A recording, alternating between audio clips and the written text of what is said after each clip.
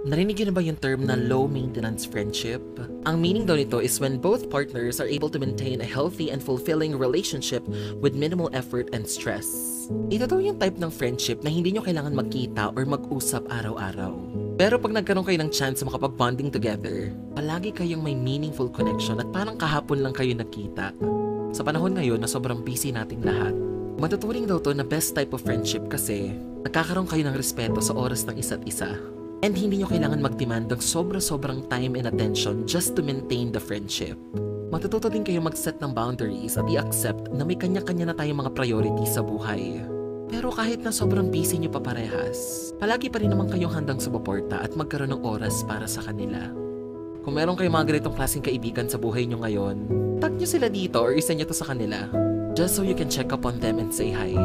Para siguro maalala din nila na kahit ang tagal nyo ng last nagkita, is nami-miss nyo sila and nandyan pa rin kayo para sa kanila. Yun lang, we love you.